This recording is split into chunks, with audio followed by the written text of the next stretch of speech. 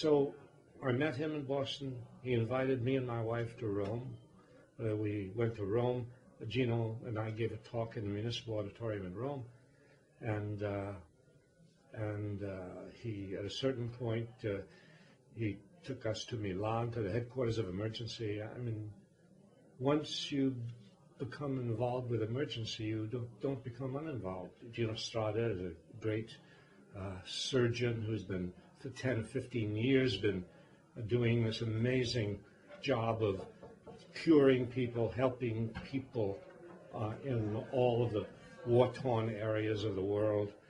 And this is his diary, and a war surgeon's diary.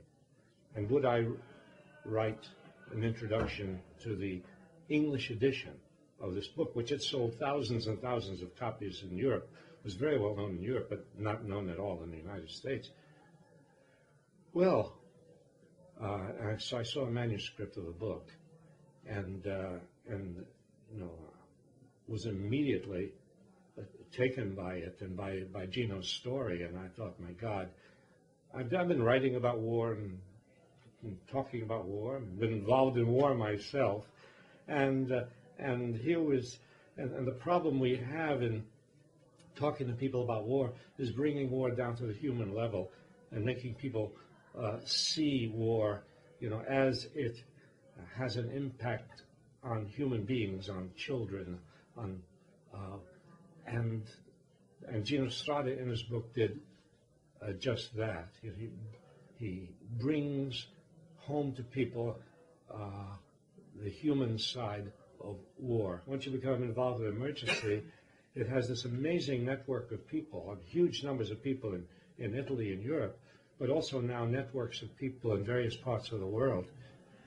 Because as soon as people hear about emergency and they hear about what it's doing, they are drawn to it and they want to help. So I've been involved as much as I can with emergency, ever since. And emergency is not involved with governments, and I think this is a very important thing about emergency. It brings people together, and it doesn't depend on governments. It's because as soon as governments become involved, then you get interests which are different than humanitarian interests. And with emergency, the interest is very clean cut.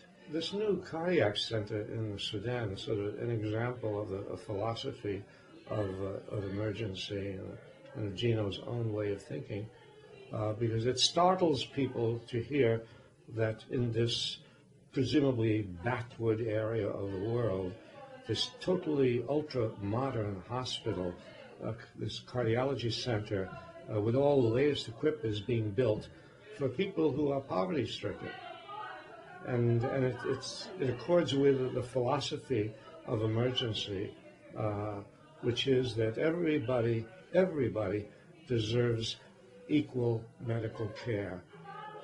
You don't just give poorer medical care to poor countries and better medical care to advanced countries. And so to build such a center in Sudan is a kind of statement of how things should be in the world. People very often feel helpless and powerless and ask, what can I do? And what emergency does, I think it gives people an opportunity to do something very concrete and very specific.